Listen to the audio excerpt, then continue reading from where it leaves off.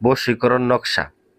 যারা দূর থেকে বশীকরণ করতে চান স্বামীকে, স্ত্রীকে, প্রেমিককে, প্রেমিকাকে 24 ঘন্টার ভিতরে বশীকরণ করে আপনার বাধ্যগত করতে করতে চান, তাদের জন্য আজকের এই ভিডিওটা।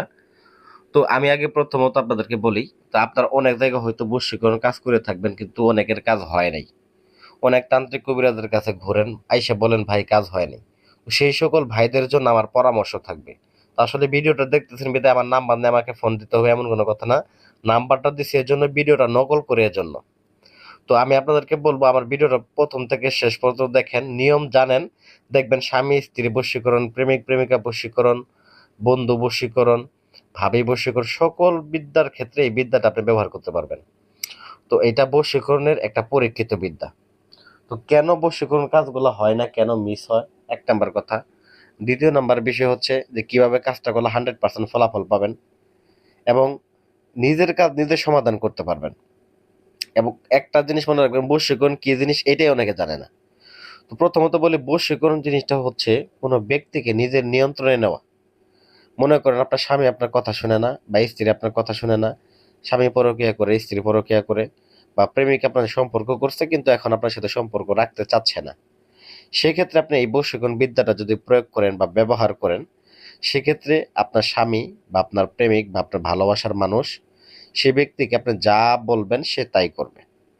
তাকে বিয়ে করতে বলবেন, বিয়ে করবে। সে যদি পরকীয়া করে থাকে, 10টায় পরকীয়াকে যদি আপনি বাদ দিতে বলেন, সে 100% বাদ দিয়ে দিবে। তো এটা 100% পরীক্ষিত একটা বিদ্যা। তো অনেকের কাজ মিস হয় কেন, আগে এই বিষয়গুলো কেন বলতেছে, কারণ এই বিষয়গুলো গুরুত্বপূর্ণ বিষয়। অনেকে এই গোপন রহস্যগুলো বলে না, কারণ এগুলো বললে তাদের ব্যবসা থাকবে না। তো এখানে কাজ না হওয়ার কারণ হচ্ছে যে আপনারা যে সকল বিদ্যা ইউটিউবে দেখেন, এগুলা কিন্তু প্রত্যেকের বিদ্যা কিন্তু জাগ্রত করা বিদ্যা থাকে না। তো আমি যে জিনিসটা দিচ্ছি এটা হচ্ছে একদম জাগ্রত করে, আমি জাগ্রত করে আপনাদের সুবিধার্থে মন্ত্রভূত করে তারপরে আমি আপনাদেরকে দিলাম। আপনারা শুধুমাত্র নকশা অঙ্কন করবেন এবং কাজ করবেন। এখন কিভাবে কাজ করবেন আমার ভিডিও দেখতে থাকেন, আমি এখন বলতেছি, নিয়মের ভিতরে চলে যাইতেছি।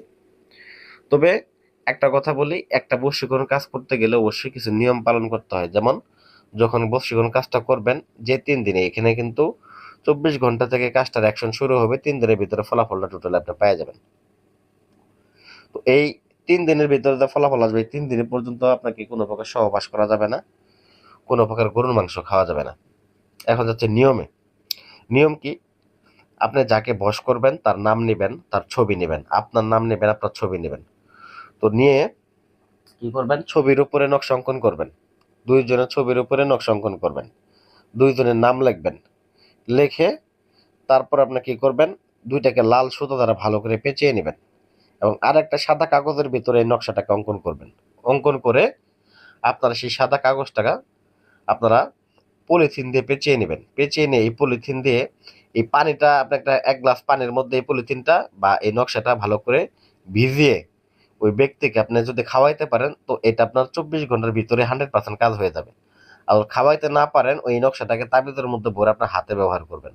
এবং যে 2টা ছবির মধ্যে নকশা 2টা অঙ্কন করছিলেন, এই ছবি 2টাকে কি করতে হবে, একসাথে করে লাল কাপড়ের মধ্যে বেঁধে আপনি যে বাড়িতে থাকেন ওই বাড়ির ঠিক গেটের সামনে বা দরজার সামনে আপনাকে এই নকশা 2টাকে পুঁতে দিতে হবে।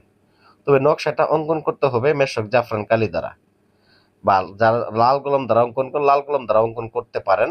তবে অজু করে পাক পবিত্র হয়ে উত্তর দিক করে বসে তারপরে এই কাজটাকে করবেন। আসন করবেন, আসন জাগ্রত করবেন, আসনে গোলাপ জল ছিটিয়ে নিয়ে বসে সুগন্ধি লাগাই নিয়ে তারপরে কাজটা করবেন। তো এই সকল বিষয় খুবই গুরুত্বপূর্ণ বিষয়।